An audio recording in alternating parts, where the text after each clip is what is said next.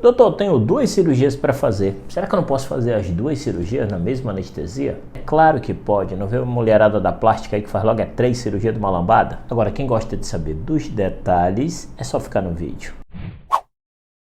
Eu sou o Dr. Márcio Fernandes, cirurgião geral e cirurgião de cabeça e pescoço. Esse canal é destinado ao mundo da cirurgia e contra a enrolação. Enrolação é desgraça. Quando eu utilizei aquele exemplo da cirurgia plástica, o que eu estou querendo dizer? É que algumas mulheres, quando vão fazer cirurgia plástica, elas já fazem o conjunto de procedimento. Lipoaspiração, abdominoplastia e a colocação da prótese mamária.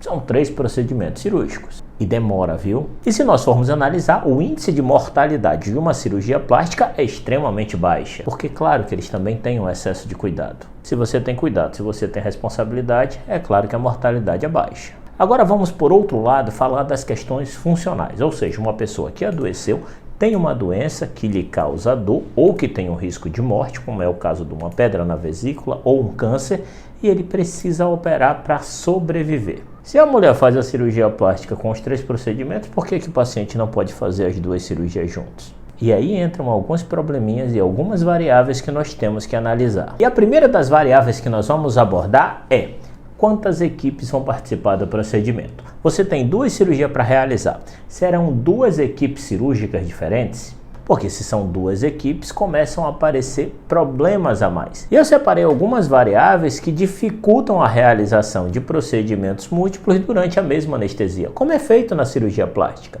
E a primeira delas é a quantidade de equipe. Se você vai fazer 2 tipos de cirurgias diferentes, vai ser realizada pela mesma equipe cirúrgica ou vai ser realizada por equipes diferentes? Quando o procedimento é realizado pela mesma equipe, a questão é só uma questão de avaliação de risco, se é factível fazer e se aquele profissional realiza as 2 cirurgias que tem proposta. Quando você tem 2 equipes cirúrgicas, já muda um pouco, porque a gente já lida com equipes diferentes que não têm sincronia e agendas completamente diferentes. Então você tem que casar os procedimentos para o mesmo horário, para o mesmo dia, para aquelas 2 equipes estarem no mesmo local.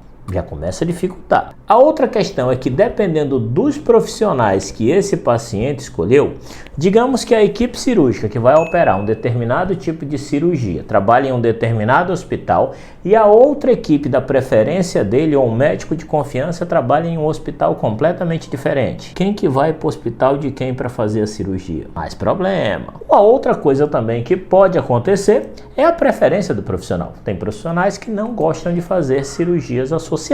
E claro, se ele não gosta, é um direito dele e tem que respeitar a sua decisão.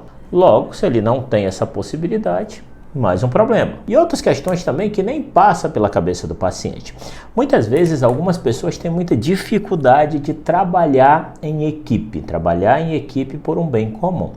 Apesar de serem sociáveis, mas têm uma dificuldade e são individualizadas na forma de trabalhar. E isso é importante porque depois que esse paciente vai ser operado, ele tem que ser conduzido, ele tem que ser acompanhado, ele tem que ser prescrito, ele tem que ser manejado. E é claro que todo esse acompanhamento no pós-operatório ele tem que ser feito em equipe, já que foram 2 cirurgias que podem ter 2 possibilidades de complicações e que cada um tem sua responsabilidade, que essas responsabilidades não podem entrar em conflito. Exemplo prático, eu continuamente realizo cirurgias associadas, tanto de tireoide, para câncer de tireoide, quanto cirurgia de pedra na vesícula, quando há necessidade. E quando eu faço isso de forma isolada, apenas a minha equipe trabalhando, é muito mais fácil se eu precisar fazer com uma outra equipe, apesar de eu ser totalmente aberto a esse tipo de situação. E eu gosto porque favorece o paciente, expõe o paciente menos vezes a outro procedimento cirúrgico, a outra anestesia, a outra ansiedade, a outro medo, a outra recuperação. E aí vem o outro ponto, pessoal, que isso tudo que eu falei de dificuldades, da questão logística, que isso está principalmente relacionado à questão logística e de agenda.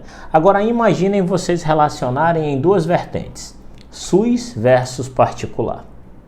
Aí o bicho pega, né? Justamente pelo fato de que os médicos que trabalham no SUS, eles têm a sua demanda, eles têm a sua agenda, eles têm o seu dia cirúrgico. E claro que a agenda do médico no resto da semana é completamente cheia. E esse casamento de dias para que um saia do seu dia de trabalho para ir operar em outro dia que não é o seu, é completamente difícil e compreensível. Agora, claro, quando tem 2 equipes trabalhando no mesmo dia, já se torna bem mais fácil. Agora, é claro que não é só isso que nós avaliamos. É claro que dependendo da cirurgia, você não vai conseguir fazer mais de uma cirurgia naquele momento. Digamos que o paciente tem uma emergência cirúrgica, é um procedimento cirúrgico que tem risco de vida. É claro que nessa situação você não vai fazer múltiplas cirurgias.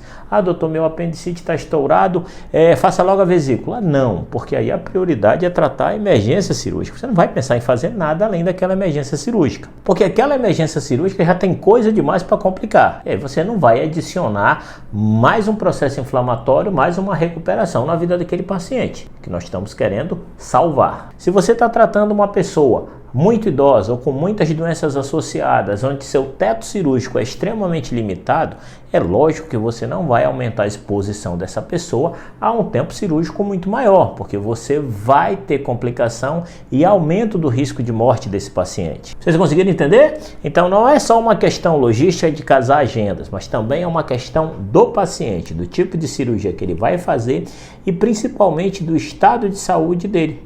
Se ele está apto a realizar um procedimento um pouco mais demorado para que ele consiga fazer na mesma anestesia os 2 procedimentos que ele deveria fazer. 2 ou mais procedimentos que ele deveria fazer. Então é um conjunto de coisas que nós analisamos para chegar a um veredito final. Entenderam? Muito bom, pessoal. Um abraço. Se esse conteúdo foi útil para vocês, considere a possibilidade de se inscrever no canal. É completamente gratuito e eu ganho a presença de vocês. Não esquece do Instagram, viu? Olha aí, ó. Lá eu converso com vocês diariamente.